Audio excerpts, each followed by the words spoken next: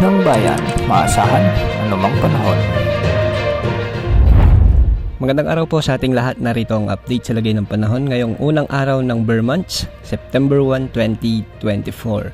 Sa kasalukuyan ay patuloy pa rin nating minomonitor ang low pressure area na huling namatan ng Pag-asa sa layong 175 kilometers hilagang silangan ng Giwan Eastern Samar o 205 kilometers silangan ng Borongan City Eastern Samar.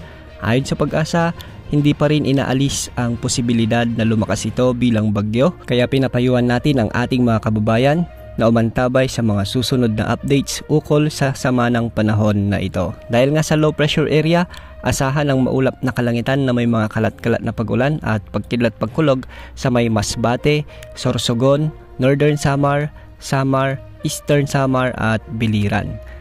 Makikita sa ating satellite animations na makakapal ang kaulapan na bumabalot sa halos buong Visayas, ilang bahagi ng Southern Luzon at ilang bahagi ng Mindanao. Dulot ito ng low pressure area. Para naman sa Caraga, Davao Region, Northern Mindanao, Quezon at sa nalalabing bahagi ng Eastern Visayas, Central Visayas at Bicol Region, asahan naman ang maulap na kalangitan na may mga pakalat-kalat na pagbuhos ng ulan at pagkidlat-pagkulog. Dulot pa rin ito ng low pressure area. Samantala sa Mimaropa at nalalabing bahagi ng Visayas at nalalabing bahagi ng Mindanao, asahan naman ang pag-iral ng southwest monsoon, kaya asahan ang maulap na kalangitan na may mga kalat-kalat na pag-ulan at pagkidlat-pagkulog.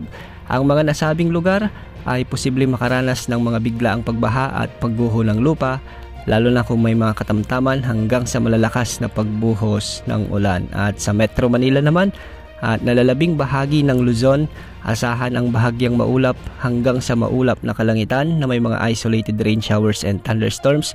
Dulot naman ito ng mga localized thunderstorms, lalo na pagsapit ng hapon at gabi. Sa mga susunod na oras ay posibleng lumakas bilang bagyo ang low pressure area na nasa silangan ng Visayas.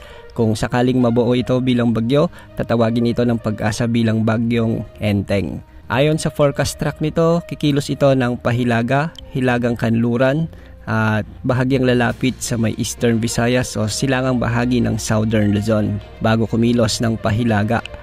At sa mga susunod na araw, bahagya rin nitong palalakasin ang habagat na siyang posibleng magdala ng malawakang pag-ulan sa Visayas, Southern Luzon at Central Luzon kasama na ang Metro Manila. Kaya sa mga kababayan natin sa Luzon at Visayas, paghandaan po natin ang magiging epekto ng southwest monsoon na hihilain ng potential na bagyong Enteng na ito. Ngayong araw nga ay magiging maulan ang halos buong Visayas, dulot pa rin ng low pressure area na ito. Kaya maging handa at maging alerto sa mga pagbaha na maaaring maidulot ng low pressure area na ito. Wala ring nakataas na gale warning sa mga karagatang sakop ng ating bansa. Yan ang update sa lagay ng panahon. Mag-ingat po tayo.